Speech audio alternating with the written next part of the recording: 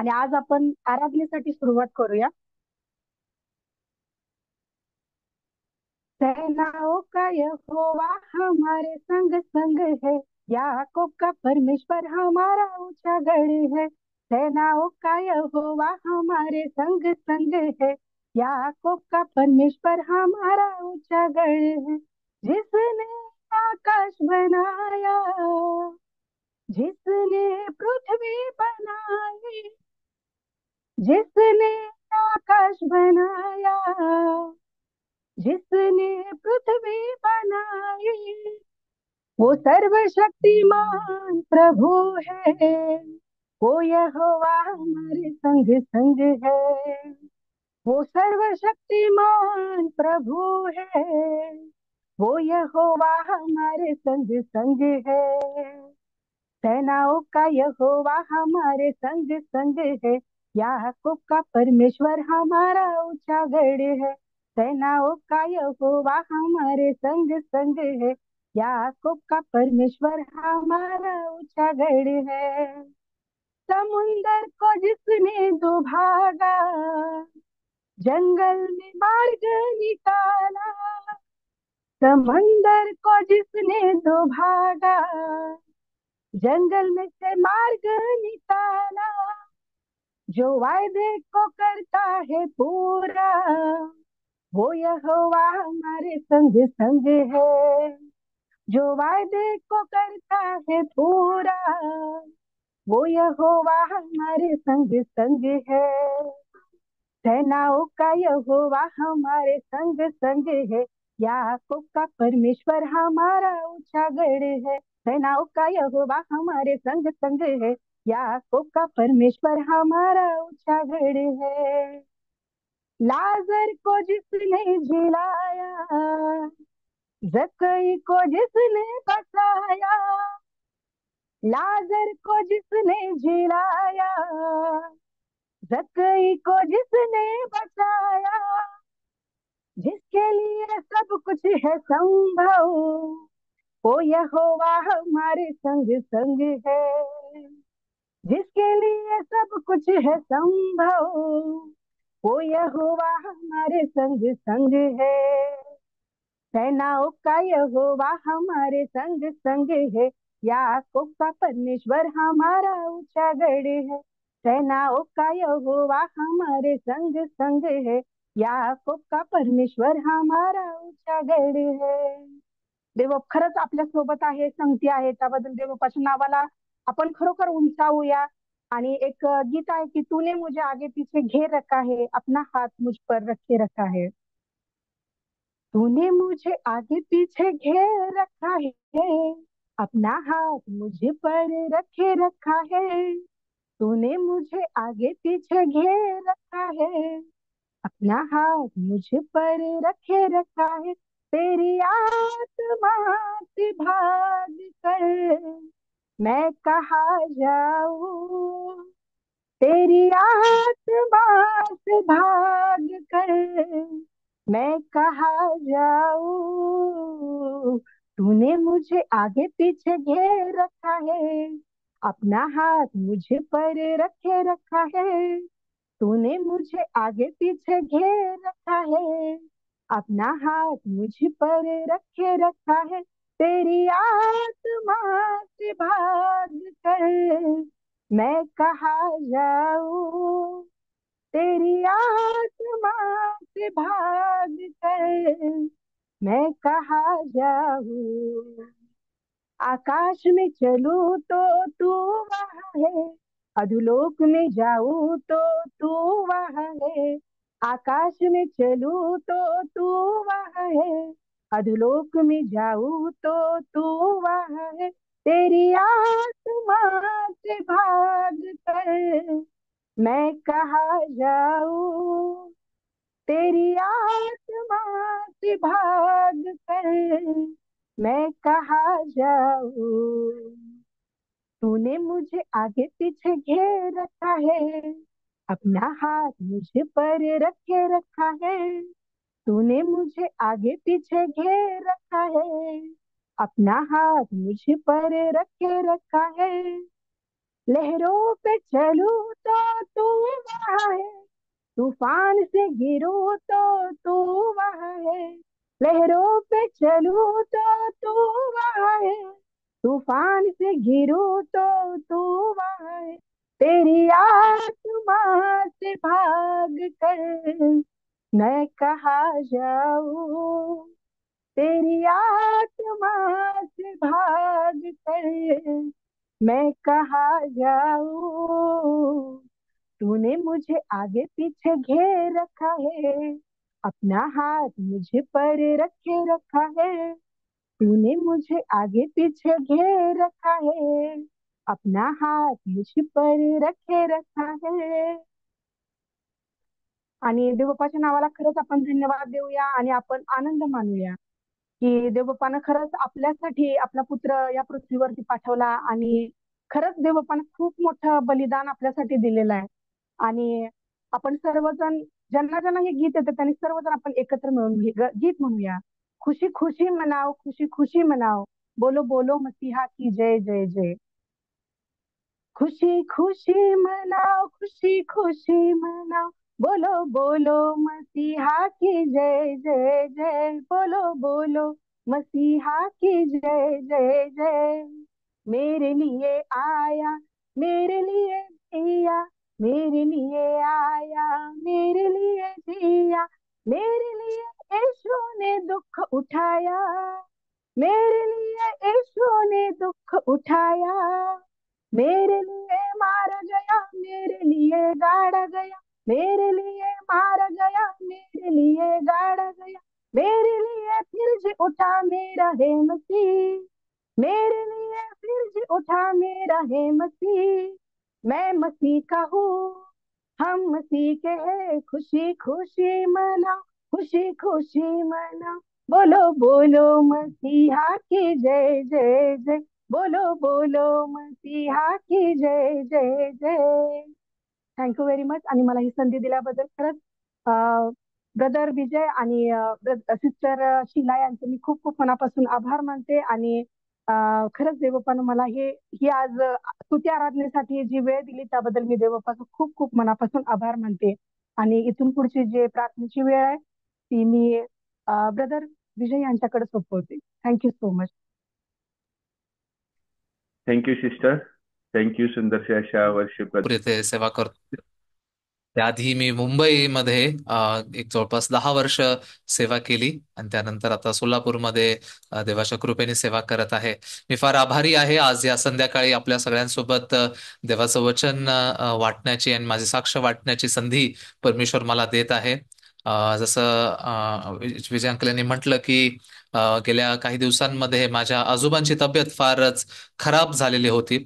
खरं तर त्यांचं हृदयाचं जे नस असतात, आर्टरीज असतात, त्या 3 ठिकाणी फार मेजर ब्लॉक झालेल्या होत्या. आणि त्यामध्ये ह्या वयामध्ये ते 86 वर्षाचे आहेत आणि या 86 वर्षाच्या ह्या वयामध्ये त्यांचं जे ब्लॉकेज आहे ते आतापर्यंत कळून आलं नव्हतं. पण देवाच्या कृपेने जेव्हा त्यांना त्याचा हार्ट अटॅक आला ते ब्लॉकेजच्यामुळे, त्यावेळेला लगेचच हॉस्पिटलमध्ये घेऊन जाता आलं.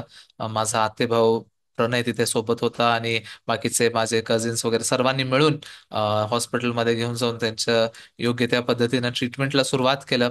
खरोखर मी पण देवाजवळ भरपूर प्रार्थना करत होतो. आम्ही एकत्र मिळून देवाजवळ प्रार्थना करत परमेश्वराने त्यांना आरोग्य पुरवलेलं आम्ही पाहू शकलो. त्यानंतर हॉस्पिटलमध्ये ऑपरेशन त्यांचं झालं, दोन दोन स्टेंट बसवण्यात आले. पण त्याच्यानंतर पुन्हा एकदा मागच्या काही दिवसांमध्ये त्यांची तब्येत खालवली होती. पण त्या दरम्यान पण परमेश्वराने त्यांना कृपा दिली आणि आता ते घरी येऊन विसाव्यामध्ये आरामामध्ये आहेत. ते पाहून मी फार आभारी आहे. परमेश्वर मला कृपा पुरवतोय हे मी पाहू शकतो. मी परमेश्वराची सेवा करत असताना माझ्या प्रत्येक गोष्टींची जबाबदारी तो घेतो. माझ्या कुटुंबाची, माझ्या जवळच्या लोकांची जबाबदारी तो घेतो आणि जिथे गरजेचं आहे तिथे तो कृपा पुरवतो, म्हणून मी फार आभारी आहे. खूप खूप धन्यवाद. आज विशेष करून संध्याकाळी आपल्यासोबत थोडा वेळ मी देवाच्या वचनांच्या द्वारे शेअर करणार आहे. मला माहिती नाही मी किती योग्य रीतीने आपल्यासोबत ते शेअर करू शकू, कारण की सध्या मी मुंबईमध्ये आहे. मला थोड्या वेळातच इथे सोलापूरला जाण्यासाठी निघायचं आहे. पण जे काही वेळ माझ्याकडे आहे, जी कृपा देव मला पुरवेल, त्या दरम्यान आपण परमेश्वराचं वचन एकत्र वाचूया आणि शेअर करूया. मी एक रिक्वेस्ट करेन, जर आपल्यापैकी ज्यांना शक्य असेल, तुम्ही जर तुमचा कॅमेरा ऑन करून जर बसलात तर तुमचे चेहरे पाहून मला बोलायला मिळेल आणि तेवढंच आनंदाने मी पण तुमच्यासोबत देवाचं वचन शेअर करू शकेन. जर बाहेर आहेत, व्यस्त आहात, तर मी समजू शकतो. पण जर तुम्हाला शक्य आहे, तुम्ही बसून देवाचं वचन ऐकू शकता, तर जरूर आपले कॅमेरे ऑन करा. आज संध्याकाळी मी बायबलमधून लूकच्या पुस्तकातून लूककृत शुभवर्तमान याचा 10वा अध्याय 25 वचनापासून पुढे वाचेन. पहिल्या काही वचनांना मी वाचेन. आपल्याकडे बायबल असेल, आपण पण उघडून एकत्र वाचूया. लूक त्याचा 10वा अध्याय 25 वचनापासून पुढे. मग पहा, कोणी एक शास्त्री उभा राहिला आणि त्याची परीक्षा पाहण्याकरिता म्हणाला, गुरुजी, काय केल्याने मला सार्वकालिक जीवन हे वतन मिळेल? त्याने त्याला म्हटले, नियमशास्त्रात काय लिहिलेले आहे? तुझ्या वाचनात काय आले आहे? त्याने उत्तर दिले, तू आपला देव परमेश्वर ह्याच्यावर संपूर्ण मनाने, संपूर्ण जीवाने, संपूर्ण शक्तीने व संपूर्ण बुद्धीने प्रीती कर, आणि जशी आपणावर तशी आपल्या शेजाऱ्यावर प्रीती कर. त्याने त्याला त्याने त्याला म्हटले, ठीक उत्तर दिलेस, हेच कर म्हणजे जगशील. परंतु स्वतःस नीतिमान ठरवून घ्यावे अशी इच्छा धरून तो येशूला म्हणाला, पण माझा शेजारी कोण? येशूने उत्तर दिले, एक मनुष्य यरुशलेमेहून खाली यरिहोस जात असताना लुटारूंच्या हाती सापडला. त्यांनी त्याचे कपडे काढून घेऊन त्याला मारही दिला आणि त्याला अर्धमेला टाकून ते निघून गेले. मग एक याजक सहज त्याच वाटेने खाली जात होता. तो त्याला पाहून दुसऱ्या बाजूने चालता झाला. तसाच एक लेवीही त्या ठिकाणी आला आणि त्याला पाहून दुसऱ्या बाजूने चालता झाला. मग एक शमरोनी त्या वाटेने चालला असता तो होता तेथे आला आणि त्याला पाहून त्याला त्याचा कळवळा आला. त्याने जवळ जाऊन त्याच्या जखमांना तेल व द्राक्षरस लावून त्या बांधल्या आणि त्याला आपल्या जनावरावर बसवून उतारशाळेत आणले आणि त्याची काळजी घेतली. दुसऱ्या दिवशी त्याने 2 रुपये काढून उतारशाळेच्या रक्षकाला देऊन म्हटले, ह्याची काळजी घ्या आणि ह्यापेक्षा जे काही अधिक खर्चाल ते मी परत आल्यावर तुम्हाला देईन. तर लुटारूंच्या हाती सापडलेल्या माणसाचा शेजारी या तिघांपैकी तुझ्या मते कोण झाला?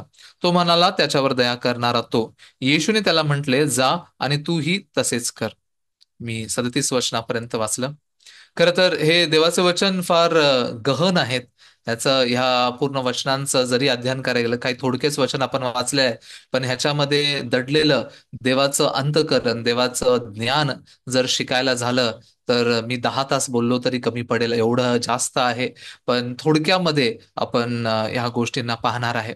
बाबांनो, आपण परमेश्वरासमोर जेव्हा उभं राहतो, आपण देवावरती भरोसा करून एक ख्रिस्ती जीवन जेव्हा जगत असतो, आपल्याला नेहमी लक्षात ठेवलं पाहिजे, माझ्या ख्रिस्ती जीवनाचं उद्देश काय? का मी ख्रिस्ती जीवन जगत आहे?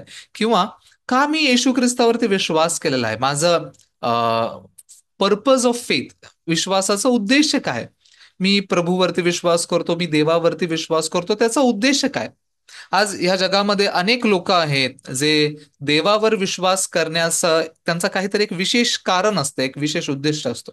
भरपूर लोक आजारातून बरं होण्यासाठी देवाकडे येतात, देवाजवळ प्रार्थना करतात आणि प्रार्थना करून देखील घेतात. अनेकांचा उद्देश काय असतो की माझा ह्या देहातला असलेला जो काही आजार आहे, जो काही त्रास आहे, जी समस्या आहे ती संपावी. काही काही लोक आर्थिक अडचणींना घेऊन देवाकडे येतात की त्यामध्ये परमेश्वर त्यांची मदत करावं आणि त्यांना त्यातून बाहेर काढावं. अशा वेगवेगळ्या कारणांनी आपण देवाकडे येतो. आणि खरं सांगायचं झालं तर परमेश्वर खरोखर आपल्याला प्रत्येक अडचणीतून बाहेर काढण्यास समर्थ आहे. तो आपल्याला प्रत्येक त्रासातून, प्रत्येक आजारातून बाहेर काढतो. पण जेव्हा मी बायबलमध्ये पाहतो, बायबलमध्ये काय आढळून येतं माहितीये का? परमेश्वराचं एक एक महान एक स्वर्गीय उद्देश आपल्यासाठी आहे. एका गोष्टीला तो आपल्या मनामध्ये सर्वात प्रथम स्पष्ट करू देऊ इच्छितो. जर ते स्पष्ट नाही झालं, त्याच्यानंतर बाकीचं जे काही मी करतो त्या गोष्टींचा काही अर्थ राहत नाही. मी जेव्हा लहानपणापासून चर्चला जात होतो, माझं कुटुंब ख्रिस्ती कुटुंबच होतं, त्यामुळे लहानपणी चर्चला जाणं, संडे स्कूलला जाणं, ह्या गोष्टी तर भरपूर करायचो. खरंच खरं सांगायचं झालं, एवढ्या सर्व भाऊ बहिणींच्या समोर जर मी बोलतोय, तर माझं हृदय उघडून बोलायचं झालं तर मला देवामध्ये एवढा इंटरेस्ट नव्हता. मी नावापुरता ख्रिस्ती होतो. मी चर्चला कधी जायचो माहिती आहे का? क्रिसमसला आणि गुड फ्रायडेला. गुड फ्रायडेला पण थोडं उशिरा जायचो, कारण की 3 वाजेपर्यंत चर्च चालतं. त्यामुळे एवढं उशीर तर मला काय बसायला जमत नाही. त्यामुळे नेहमी चर्चला जाणं हे माझ्यासाठी एवढं महत्वाचं नव्हतं. आणि परमेश्वर आहे, देव आहे, देवावरती विश्वास करून मी जगलं पाहिजे, ह्या गोष्टी थोडंसं मला एक विचित्र वाटायच्या. म्हणजे कुणी पाहिलंय देवाला, कुणी पाहिलंय, हे खरोखर जे सांगतात. मला अनेकदा आठवतंय की माझं आणि माझ्या भावंडांचं कित्येकदा ह्या गोष्टीवरनं चर्चा, वादविवाद चालू असायचं. मी सारखं म्हणायचो, नाही, मनुष्य माकडातूनच आलेला आहे. ते जे काही बायबलमध्ये लिहिलंय ते तर एक प्रकारे बघायला गेलं तर एक फिक्शन, म्हणजे एक कथा, म्हणजे अशा प्रकारची जी काल्पनिक कथा असल्यासारखंच वाटतं मला. मी सायन्सचा अध्ययन करणारा व्यक्ती आहे, मी सायन्सवर भरोसा करतो, त्यामुळे मला देवावर विश्वास करायला फार अवघड जातं, असं विचार करणारा व्यक्ती होतो. पण जेव्हा बायबलच्या जवळ आलो, जेव्हा देवाच्या वचनाच्या जवळ आलो, देवाच्या वचनांनी माझ्या माझ्या विश्वासाचं लक्ष एका दुसऱ्या गोष्टींवरती लावलं.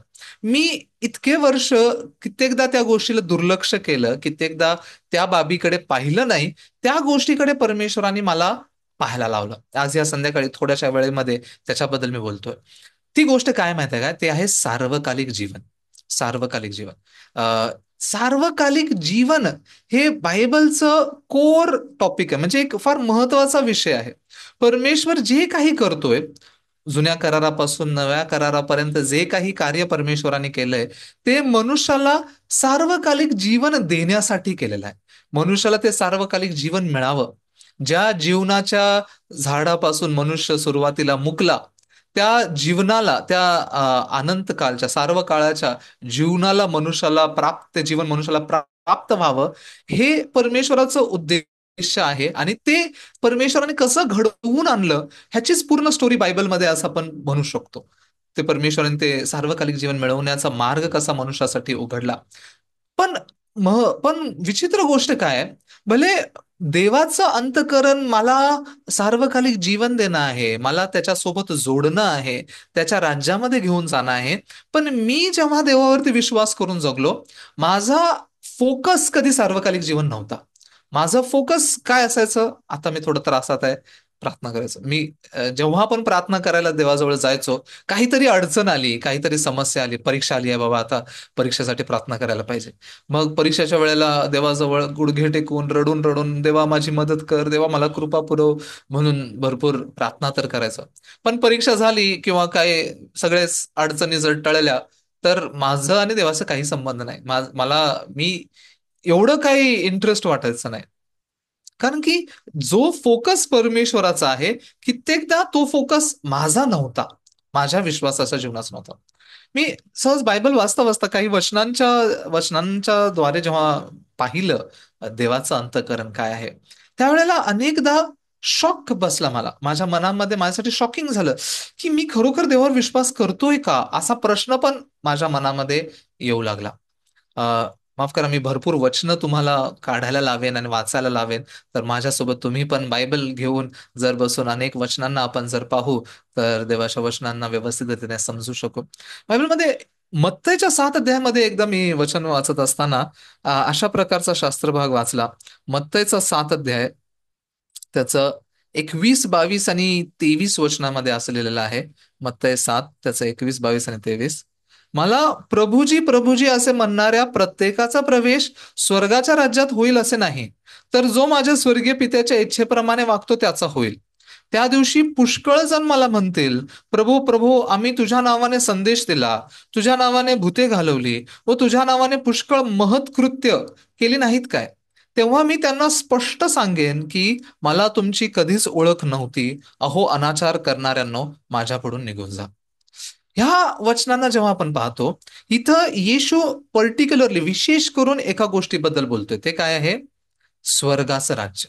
स्वर्गाचं राज्य. स्वर्गाच्या राज्यात कोण प्रवेश करणार? 21 वर्षात तो म्हणतो, मला प्रभूजी प्रभूजी असे म्हणणाऱ्या प्रत्येकाचा प्रवेश स्वर्गाच्या राज्यात होईल असं नाहीये. मी येशूला प्रभू म्हणून मानतो, ओळखतो, पुकारतो म्हणून माझा प्रवेश स्वर्गाच्या राज्यात होईल असे नाही. तर कुणाचा होईल? जो माझ्या स्वर्गीय पित्याच्या इच्छेप्रमाणे वागतो त्याचा.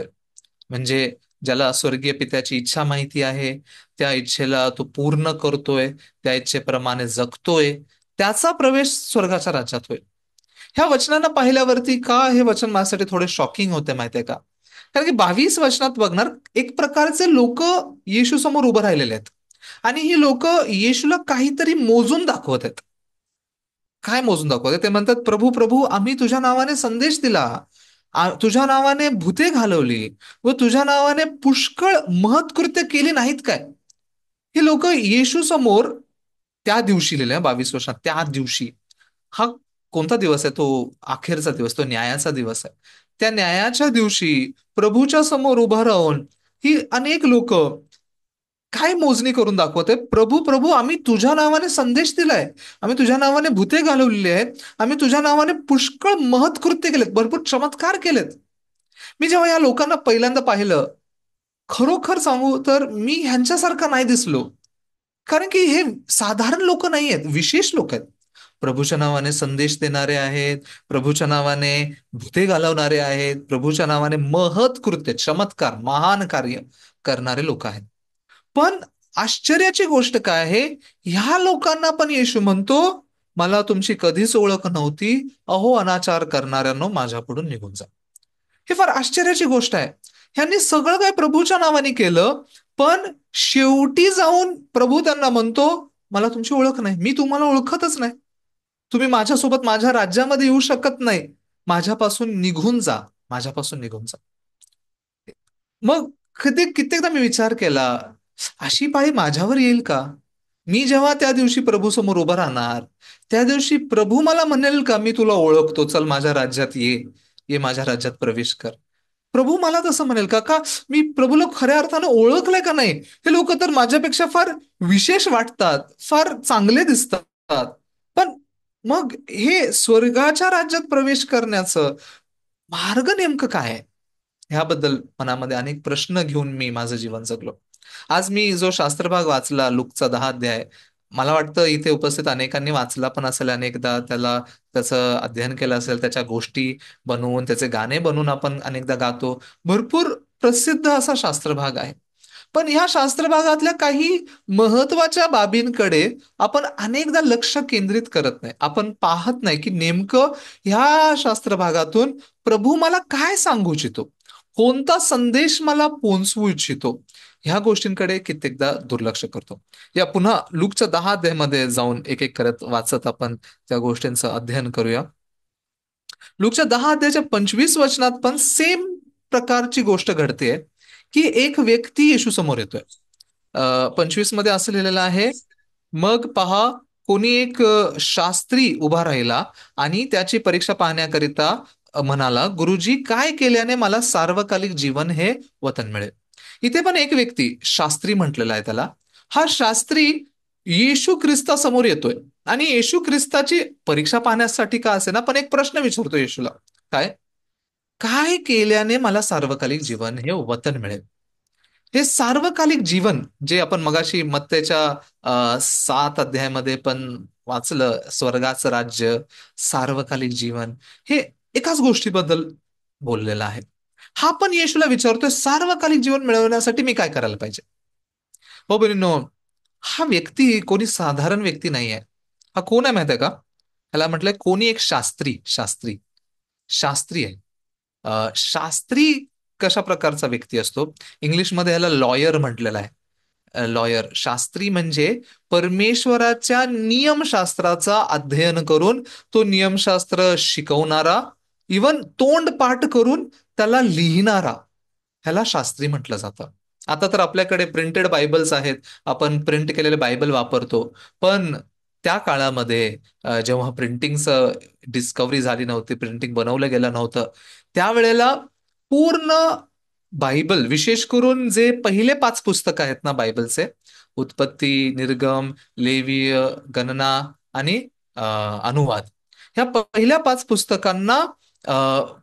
पुस्तकांना नियमशास्त्र म्हटलं जातं, लॉ म्हटलं जातं.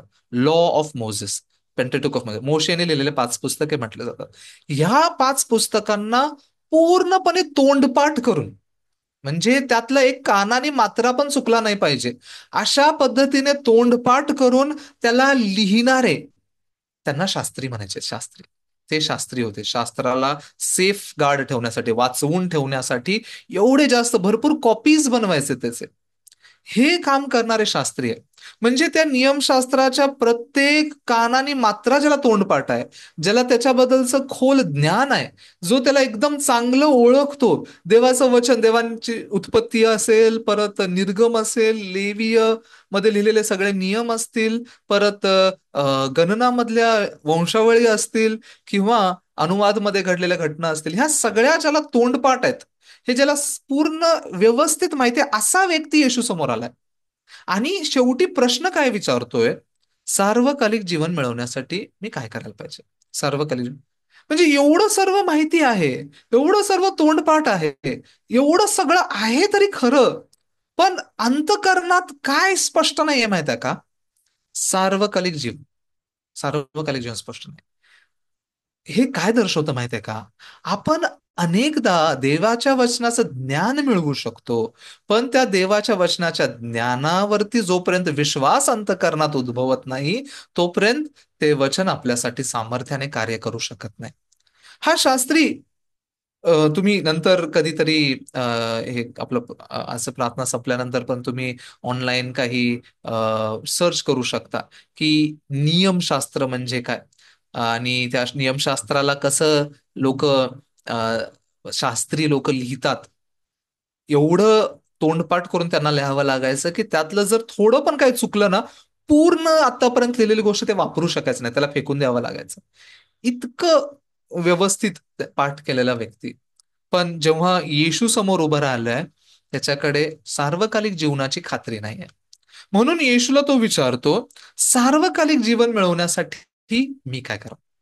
हो बहिणीनो, सार्वकालिक जीवन म्हणजे स्वर्गाचं राज्य, हे कोणत्या व्यक्तीला भेटतं, कोणाला भेटतं? सार्वकालिक जीवनाला मिळवण्यासाठी एक फार महत्वपूर्ण गोष्ट आहे, जे एका मनुष्याकडे पाहिजे, जे मिळवण्यासाठी हा शास्त्री असू दे, फरीशी असू देत, आणि त्या काळचे जे कोणी धर्मगुरू, प्रत्येक जण ज्यासाठी झटत होते, ती एक गोष्ट आहे जी सार्वकालिक जीवन मिळवून देते. ती काय माहिती आहे का? नीतिमत्व. नीतिमत्व, नीतिमत्व ज्याच्याकडे आहे, त्याला सार्वकालिक जीवनामध्ये प्रवेश करता येतो.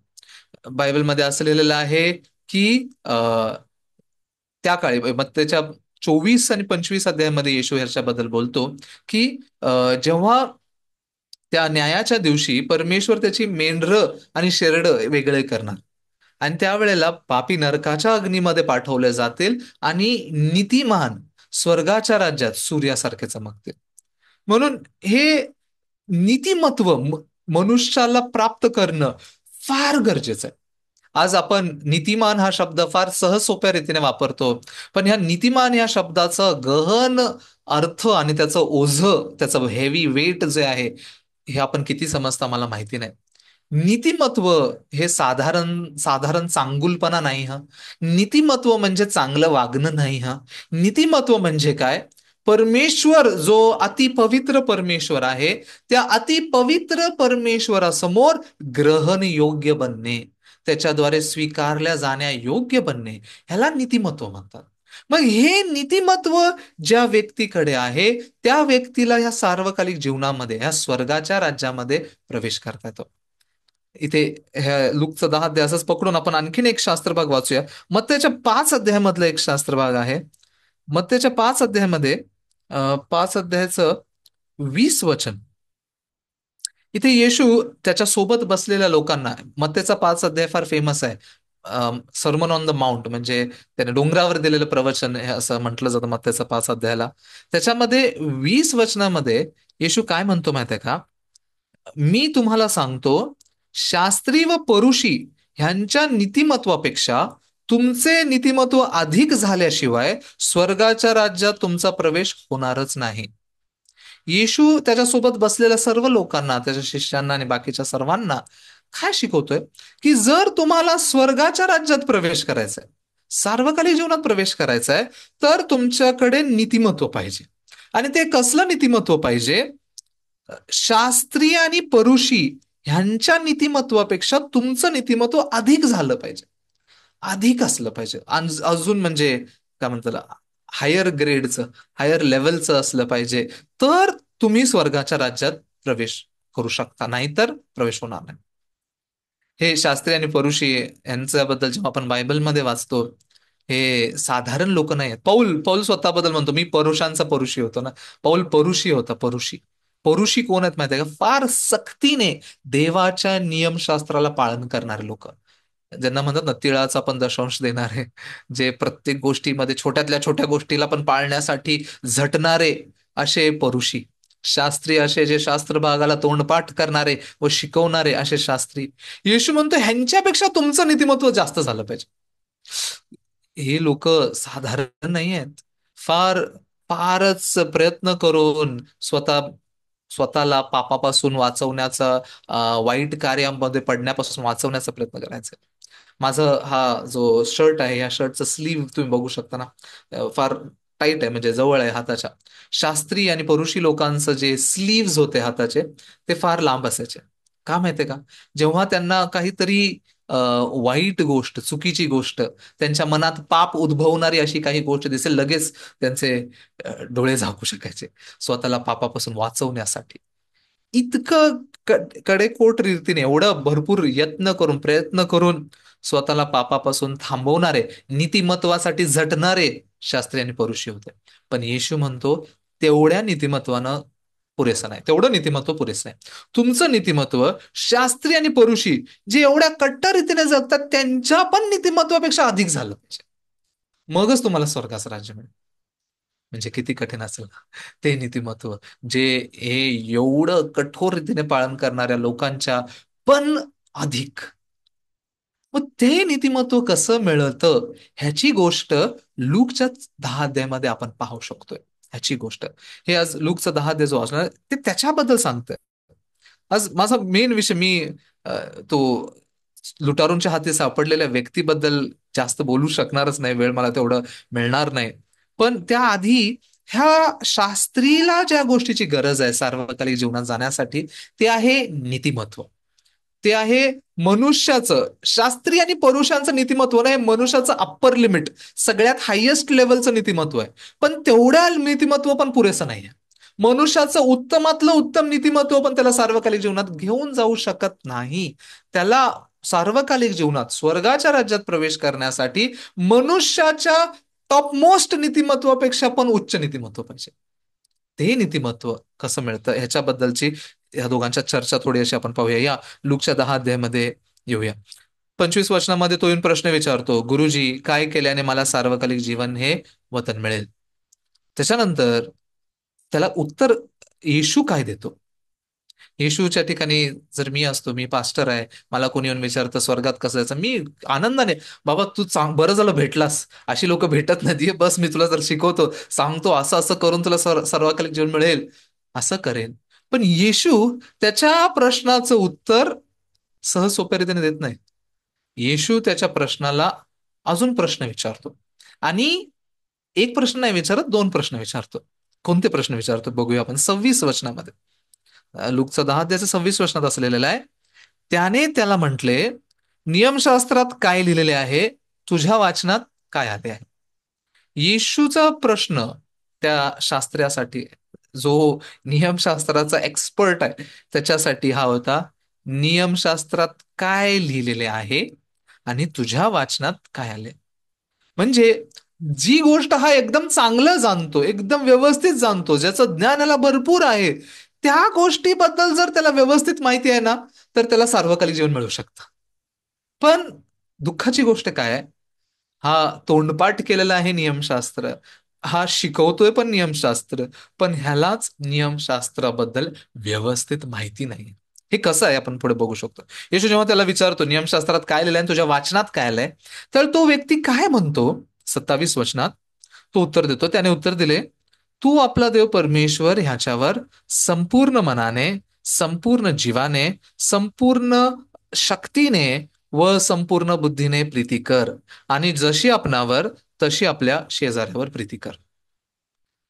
खरोखर भाऊ बहिणींनो, ह्याचं उत्तर अतिशय उत्तम उत्तर आहे, एक्झॅक्ट उत्तर आहे. पूर्ण नियमशास्त्राचा सारांश 2 वाक्यात सांगितलेला आहे त्यानं. पूर्ण नियमशास्त्र म्हणजे पहिल्या 5 पुस्तकांमध्ये जे देवाने 10 आज्ञा वर, 10 आज्ञांच्या वरती अजून जे काही नियम आणि आज्ञा आणि विधी दिलेले आहेत, त्या सगळ्याचा सारांश करून ह्या 2 वाक्यात त्यानं सांगितलं. म्हणजे इतका एक्सपर्ट आहे तो त्याच्या फील्ड मधला. कारण की बायबलमध्ये नियमशास्त्र म्हणजे फक्त काही थोडके नियम नाही. नियमशास्त्रामध्ये 10 आज्ञा पण इन्क्लूड होतात देवाने दिलेल्या. त्या नियमशास्त्रामध्ये देवाने दिलेले विधी पण इन्क्लूड होतात.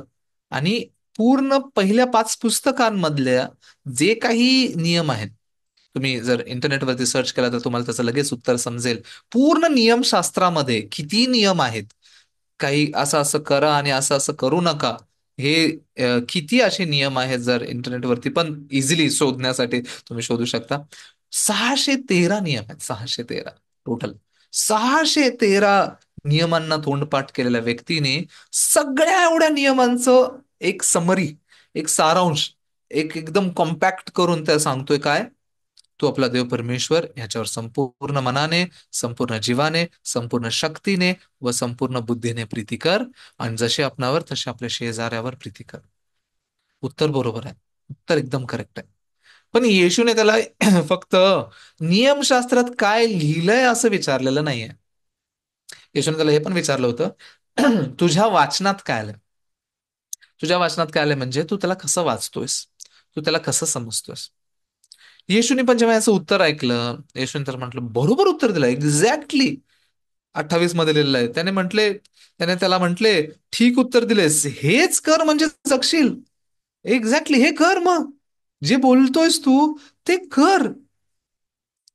पण हे वचन वाचता वाचता ह्या 28 वचनाच्या समोर येऊन आपली गाडी थांबते, आपण इथे येऊन थांबतो.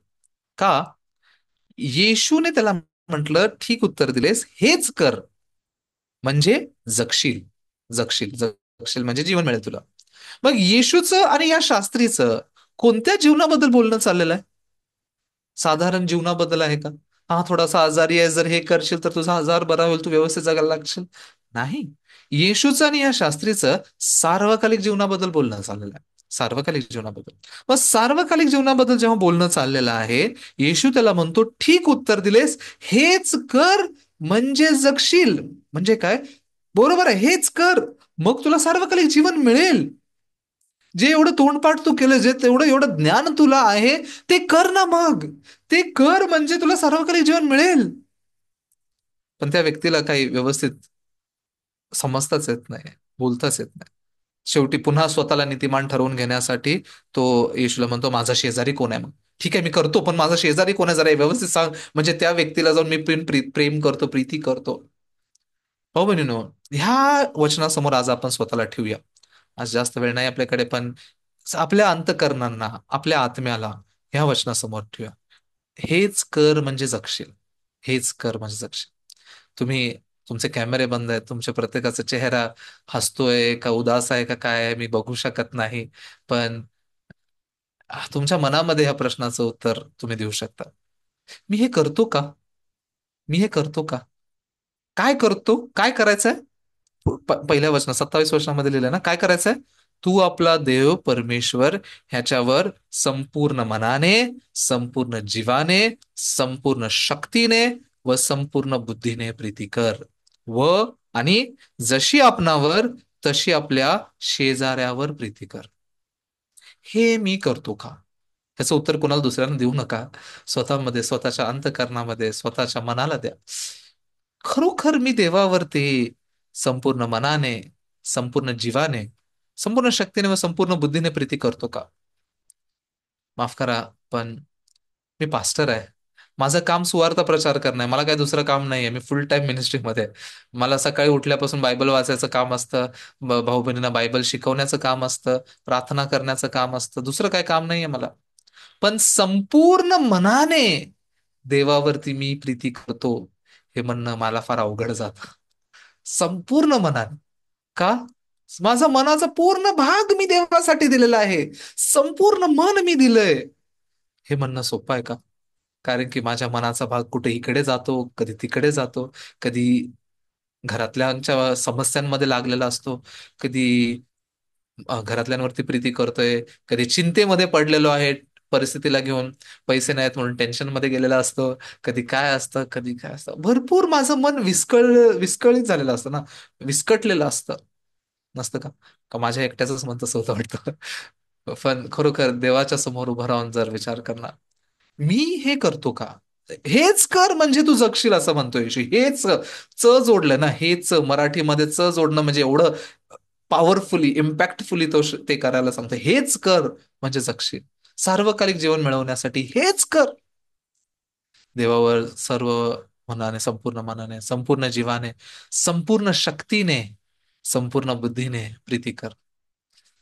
ह्यात आपल्या इथं बस आपण इथे जे जमा झालेले लोक आहोत, मला माहिती आहे मी तुम्हाला ओळखत तर नाही व्यवस्थित रीतीने, पण एक गोष्ट मी फारच निश्चितपणे बोलू शकतो. काय? इथे उपस्थित प्रत्येक व्यक्ती त्यात अपुरा पडलाय ना. इथे उपस्थित प्रत्येक व्यक्ती त्याच्यामध्ये अपुरा पडलेला आहे. कोणीच म्हणू शकत नाही मी हे संपूर्ण मनाने केलंय, देवावर संपूर्ण मनाने प्रीती केली आहे. दुसरी गोष्ट बद्दल तर विचारूच नका. जशी आपणावर तशी आपल्या शेजाऱ्यावर प्रीती कर.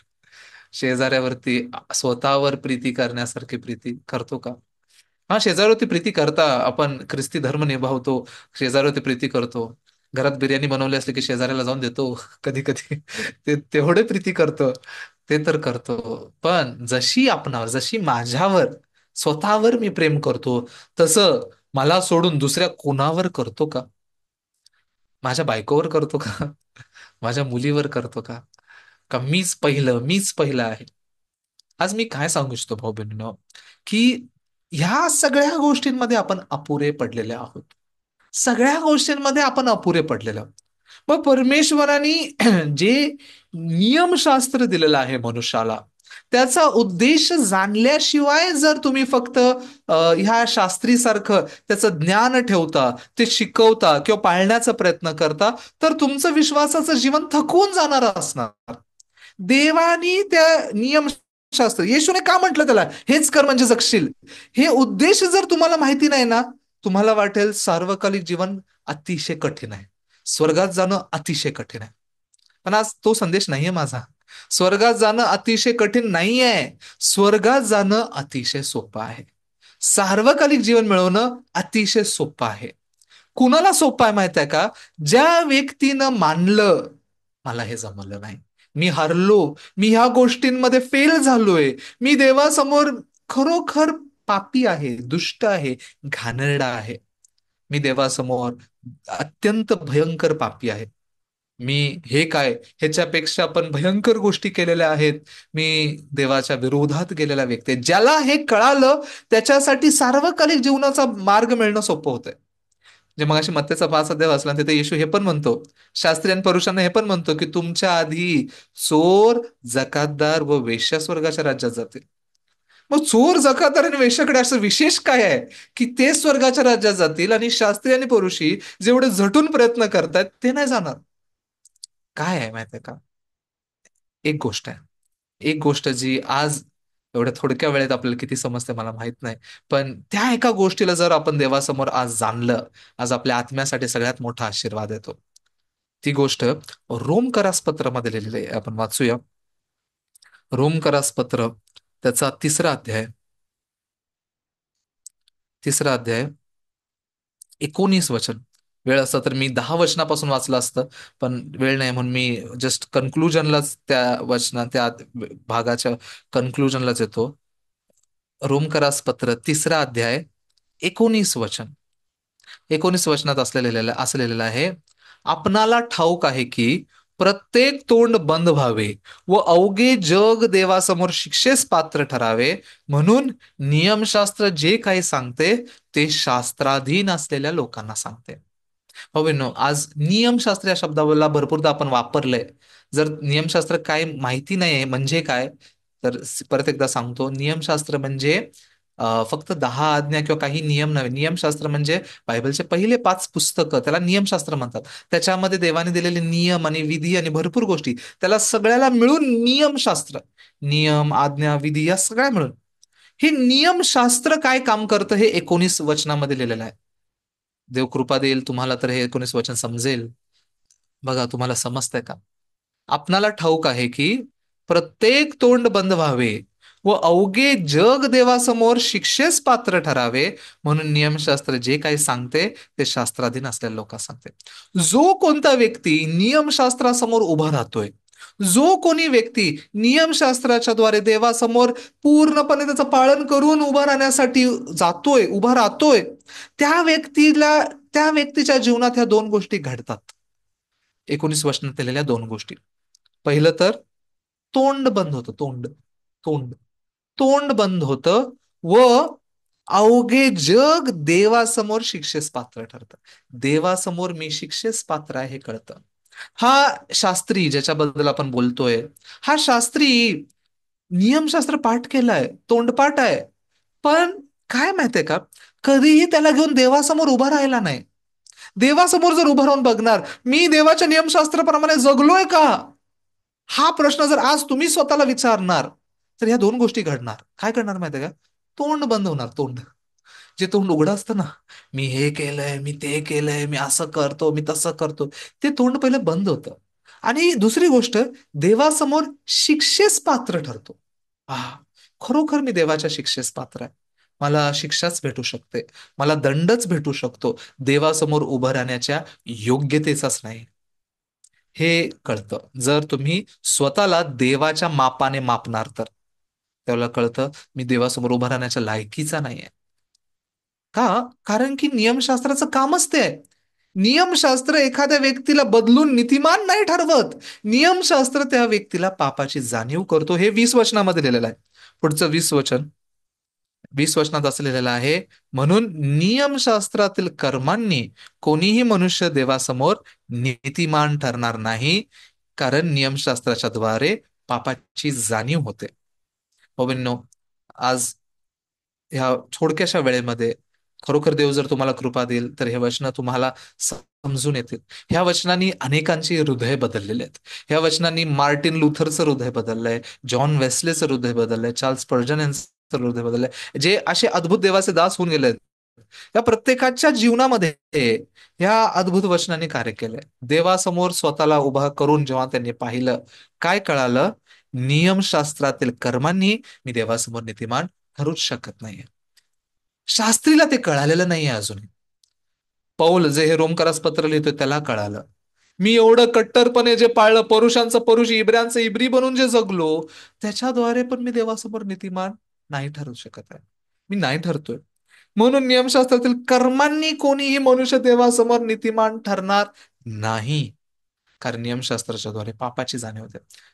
हे वचन काय कन्क्लुजन देतं माहितीये का? मनुष्य कितीही पण प्रयत्न करू दे, त्याच्या प्रयत्नांनी, त्याच्या कर्मांनी, त्याच्या कृतींनी देवाच्या समोर उभं राहण्याची योग्यता त्याची बनतच नाही. बनतच नाही. किती पण तो शास्त्रीय असू दे, परुषी असू दे, कोणी का असं नाही, त्याची योग्यता बनतच नाही. त्याच्याकडे ते नीतिमत्व नाहीच आहे. त्याला स्वतःहून कितीही प्रयत्न करून नीतिमत्व बनवलं तरी ते मिळत नाही. पण अद्भुत गोष्ट काय, ह्या पुढच्या वचनांमध्ये ते नीतिमत्व मिळवायचं कसं ते पण लिहिलेलं आहे. तो पण मार्ग लिहिलाय. जे नीतिमत्व मनुष्याला एवढं झटून प्रयत्न करून पण मिळत नाही, ते नीतिमत्व मनुष्याला कसं मिळतं हे पुढच्या काही वचनांमध्ये लिहिलंय. जर तुम्ही माझ्यासोबत वाचाल, देव तुम्हाला कृपा देईल त्या वचनांना समजायचं. 21 वचनात असं लिहिलेलं आहे, रोमकरास 3 अध्याय त्याचं 21 वचन. तर आता नियमशास्त्रा व्यतिरिक्त असे जे देवाचे नीतिमत्व ते प्रगट झाले आहे, त्याला नियमशास्त्राची व संदेशाची साक्ष आहे. बायबल काय म्हणतंय? मनुष्य नियमशास्त्राने नीतिमान ठरण्याचा प्रयत्न करून पण झाला नाही, त्याच्या कर्मांनी आणि कृतीने झाला नाही, म्हणून देवाने आता एक वेगळं नीतिमत्व स्थापित केलंय, एक वेगळं नीतिमत्व बनवलंय. ते नीतिमत्व आता तर 21 वचन, आता तर नियमशास्त्रा व्यतिरिक्त, नियमशास्त्र व्यतिरिक्त, कर्मांच्या व्यतिरिक्त एक वेगळं नीतिमत्व. ते कुणाचं नीतिमत्व आहे माहिती आहे? 21 वचनात दिलंय, जे देवाचे नीतिमत्व ते प्रगट झालंय. देवाने काय बघितलं? ह्या माणसांना किती मी नीतिमान ठरवायचा प्रयत्न केलो तरी ठरत नाहीत, ह्यांच्यासाठी मीच नीतिमत्व तयार करायला पाहिजे, मीच नीतिमत्व तयार करायला पाहिजे. आणि ते देवाचं नीतिमत्व देवाने तयार केलं. आता तर ते प्रगट झालंय असं लिहिलेलं आहे. आणि त्याची साक्ष संदेष्टे व नियमशास्त्र म्हणजे जुना करार पूर्ण त्याची साक्ष देत आहे की देवाचं ते नीतिमत्व कसं प्रगट झालं. मग ते देवाचं नीतिमत्व मिळवल्यावरच स्वर्गाच्या राज्यात सार्वकालिक जीवनात प्रवेश करण्याची खात्री येते एका व्यक्तीला, त्याच्याशिवाय येत नाही. तुम्ही काही करा, तुम्ही तुमचं शरीर जाळून द्या देवासाठी, तुम्ही भरपूर काय करा, तुमच्या मनात सार्वकालिक जीवनाची खात्री तोपर्यंत येणार नाही जोपर्यंत तुम्हाला देवाचं नीतिमत्व मिळत नाही. तुमचं नीतिमत्व नव्हे, देवाचं नीतिमत्व. मग किती कठीण असेल ना हे देवाचं नीतिमत्व मिळवणं, किती अवघड असेल ना? अजिबात नाही. पुढे 22 वचनात लिहिलेलं आहे, कुणाला हे देवाचं नीतिमत्व मिळतं? 22 वचनात लिहिलेलं आहे, हे देवाचे नीतिमत्व तर येशू ख्रिस्तावरील विश्वासाच्या द्वारे विश्वास ठेवणाऱ्या सर्वांसाठी आहे, त्यात भेदभाव नाही. हे देवाचं नीतिमत्व 100% प्युअर, शुद्ध, अति अति पवित्र असं देवाचं नीतिमत्व कुणाला भेटतं? येशू ख्रिस्तावरील विश्वासाच्या द्वारे विश्वास ठेवणाऱ्या सर्वांसाठी, प्रत्येकाला. जो कोणी येशू ख्रिस्तावर भरोसा ठेवतोय, येशूवर विश्वास ठेवतोय, त्याला देवाचं नीतिमत्व मिळतं असं बायबल सांगतं. हे 22 वचन शॉकिंग होतं माझ्यासाठी. का माहितीये? मी एवढं वर्ष देवावर विश्वास ठेवतो म्हटलं, पण स्वतःला जेव्हा निरखून पाहिलं, माझ्याकडे तर देवाचं नीतिमत्व दिसत नाही. कारण की मी खऱ्या अर्थाने वचनाप्रमाणे देवावर विश्वास ठेवलाच नव्हता. देवावर विश्वास, ख्रिस्तावरचा विश्वास म्हणजे काय? अनेकदा हे वचन मी वाटलेत, हे वचन वाचून दाखवायला, बोलायला अजिबात थकत नाही. 23 आणि 24 वचन सांगतं ख्रिस्तावरचा विश्वास म्हणजे काय. ख्रिस्तावरचा विश्वास म्हणजे 23 वचन म्हणतं, कारण सर्वांनी पाप केले आहे आणि ते देवाच्या गौरवाला उणे पडले आहेत. हे माणसाचं काम आहे. सगळेजण, कोणी का असेना, सर्वांनी पाप केले आहे, ते देवाच्या गौरवाला उणे पडले आहेत. 24 वचनात लिहिलंय, देवाच्या कृपेने ख्रिस्त येशूने खंडणी भरून प्राप्त केलेल्या मुक्तीच्या द्वारे ते विनामूल्य नीतिमान ठरतात. इथे तो मार्ग आहे नीतिमान बनण्याचा, इथे तो मार्ग आहे देवाचं नीतिमत्व मिळवण्याचा. तो मार्ग कसा आहे माहितीये का? 24 वचनात लिहिलंय, विनामूल्य म्हणजे फुकटात, फ्रीमध्ये, फुकटात, विनामूल्य. ते विनामूल्य कसं मिळतं? 23 वचन माझा भाग आहे. मी काय केलं? 23 वचनात सर्वांनी पाप केलं व सर्व देवाच्या गौरवाला उणे पडले. मी देवाच्या गौरवाला उणेच पडलो, पण 24 वचनात देवाच्या कृपेने, देवाने कृपा केली, देवाच्या कृपेने ख्रिस्त येशूने खंडणी भरून प्राप्त केलेल्या मुक्तीच्या द्वारे माझ्यासाठी खंडणी भरली गेली. आणि ती खंडणी भरून जी मुक्ती मिळवली येशू ख्रिस्तानी, त्या खंडणी भरून प्राप्त केलेल्या मुक्तीच्या द्वारे मला विनामूल्य नीतिमत्व देण्यात आलं. विनामूल्य, ज्याचं मूल्य मी भरू शकत नाही. भाऊ बहिणींनो, हे विनामूल्य चीप क्वालिटीचं आहे, लो क्वालिटीचं आहे, म्हणून विनामूल्य नाही. आपण फुकटात ती गोष्ट वाटतो ज्याचं काही क्वालिटी नसते, जे आपल्याला आवडत नाही. हे विनामूल्य काय आहे? कारण की हे इतकं अनमोल आहे की याची किंमतच ठरवता येत नाही. म्हणून देवाने स्वतःचं नीतिमत्व काहीही किंमत न ठरवता मनुष्याला विनामूल्य दिलं. ते विनामूल्य दिलेलं आहे ख्रिस्ताचं, देवाचं नीतिमत्व. मी आज त्या लुकच्या 10 अध्यायाबद्दल एवढं डिटेलमध्ये अजून तुमच्याशी शेअर नाही करू शकणार. पण एक गोष्ट काय बघतो, त्या त्या शास्त्रीला नियमशास्त्राचं अध्ययन आहे, तोंडपाठ आहे, पण देवाचं अंतःकरण माहिती नाही. देवाचं अंतःकरण नियमशास्त्राने मनुष्याला नीतिमान ठरवणं नव्हतं, तर नियमशास्त्राच्या द्वारे त्याला पापाची जाणीव होऊन मी किती देवासमोर पापी आहे हे जाणून येशू ख्रिस्ताच्या द्वारे नीतिमत्व देण्याचं होतं. येशू ख्रिस्ताच्या द्वारे सार्वकालिक जीवन देण्याचं होतं. किती मूर्ख व्यक्ती आहे हा शास्त्री. तो सार्वकालिक जीवनासमोर उभा राहून विचारतोय मी काय करू. येशू ख्रिस्त सार्वकालिक जीवन आहे. त्या सार्वकालिक जीवनाला भरोसा करून त्याला मिळवू शकतो, ते पण विनामूल्य. पण त्याच्या समोर उभा राहून विचारतोय मी काय करू. आज अनेक लोक असं विश्वासाचं जीवन जगतात. त्यांचा प्रश्न हाच असतो, मी काय करू, मी काय करू, मी काय करू. हे बघत नाहीत प्रभूने काय केलं माझ्यासाठी, प्रभूने काय केलं, ख्रिस्ताने माझ्यासाठी काय केलं, खंडणी भरून प्राप्त केलेली मुक्ती मला त्यानं कसं दिलं, ख्रिस्ताने माझ्यासाठी काय केलं पेक्षा मी काय करू, इथे जेव्हा आपलं लक्ष लागलेलं असतं त्यावेळेला देवाचं नीतिमत्व काय आपल्याला कळतच नाही, कळतच नाही. मी आज फक्त काही वरवरच्या गोष्टींबद्दल तुमच्याशी शेअर केलं. टिप ऑफ द आईसबर्ग म्हणता येईल ह्याला. त्या त्या लूकच्या 10 अध्यायामधल्या त्या शास्त्र्याला येशू गोष्ट सांगतो, दृष्टांत सांगतो, चांगल्या शंभरुण्याचा दृष्टांत. जर देव कृपा देईल तर त्या दृष्टांताला आपण अजून डिटेलमध्ये उलगडा करून त्याच्यामध्ये देवाचं अंतःकरण काय ते जाणा. पण आज थोडी एक कन्क्लुजन म्हणजे एक पूर्ण माझा थीम किंवा विषय आज तुम्हाला सांगण्याचा काय होता की मनुष्याचं नीतिमत्व देवासमोर काहीच नाही. म्हणून देवाने मनुष्याला त्याचं नीतिमत्व घेऊन येण्यासाठी नाही लावलं, तर देवाने एक वेगळं नीतिमत्व, ख्रिस्ताचं नीतिमत्व दिलं. ते जर आपण जाणत नाही तर आपण शेवटच्या दिवशी हेच म्हणणार, प्रभू प्रभू मी तुझ्या नावाने भूते काढली, मी तुझ्या नावाने संदेश दिला, मी सगळं काय केलं. पण येशू म्हणेल मी तुला ओळखत नाही रे, तुझ्याकडे माझं नीतिमत्वच नाहीये, मी तुला कसं माझ्या राज्यामध्ये घेऊ. म्हणून आपण परमेश्वरासमोर माझ्या आत्म्याबद्दल तपासणी करणं, विचार करणं फार गरजेचं आहे. मी आशा करतो आजच्या वचनांच्या द्वारे तुमच्या अंतःकरणामध्ये देवाचं नीतिमत्व काय आहे याला आपण जाणावं. ओके, आज मी एवढंच बोलेन. माफ कर, मला पण जायचं आहे आणि वेळ पण आपल्याला पुरेसा कमी थोडा पडतोय. पण मी विश्वास करतो देव पुन्हा संधी देईल तर आणखीन देवाचं वचन आपल्यासोबत शेअर करतील. मी थोडक्यात प्रार्थना करेन आणि माझा संदेश संपेन. आपण डोळे बंद करून प्रार्थना करूया. स्वर्गीय परमेश्वर पिता, प्रभू तुला धन्यवाद देतो. प्रभू आज या सुंदर अशा संध्याकाळी हाऊस ऑफ प्रेयर दुबई मधून जे आज ही प्रार्थना चालवली गेली त्याबद्दल आम्ही आभारी आहे. प्रभू तुझं वचन किती अद्भुत आहे, किती गहन आहे, तुझं अंतकरण त्याच्यामधून तू आमच्यापर्यंत पोहोचवतोस याबद्दल आम्ही फार आभारी आहे. अनेकदा आम्ही त्या शास्त्र्यासारखं जगतो, कित्येकदा आम्ही गोष्टींना वचनांना तोंडपाठ करतो, पण त्याच्या मागे दडलेलं देवाचं अंतकरण जाणत नाही, भेटत नाही त्याला. प्रभू तू दया दे, प्रभू तू कृपा दे. प्रभू तुझं वचन जसं म्हणतं की मनुष्य त्याच्या स्वतःच्या नीतिमत्वाला घेऊन जेव्हा कधी तुझ्या समोर उभं राहतोय, तू त्याला हेच म्हणतोस मी तुला ओळखत नाही. पण आज पण आम्ही अनेकदा फसवलो जातो आणि आमच्याकडे एकच विचार येतात, मी काय करू, मी काय करू. जसं तो शास्त्री विचारतोय सार्वकालिक जीवन वतन मिळवण्यासाठी मी काय करू. प्रभू आज आम्ही तुझ्यासमोर मानतो, आम्ही काय करू शकतो, काय करू शकतो आम्ही, आमच्याकडे कोणती ताकद आहे. सार्वकालिक जीवन हे काही केल्याने नाही तर कृपेने भेटतं.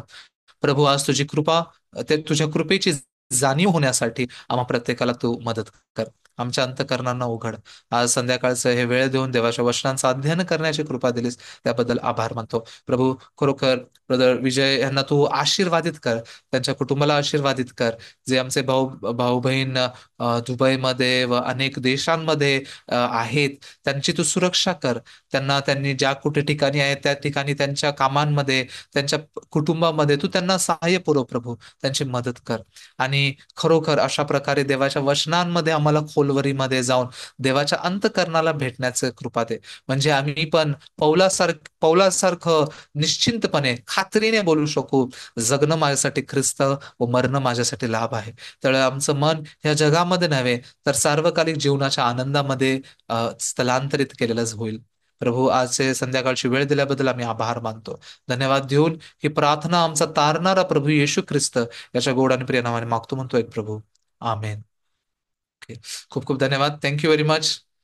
थँक्यू ब्रदर विजय, थँक्यू धन्यवाद. साहेब. आपल्यामध्ये मास्टर सोनावणे आहेत आपल्यामध्ये.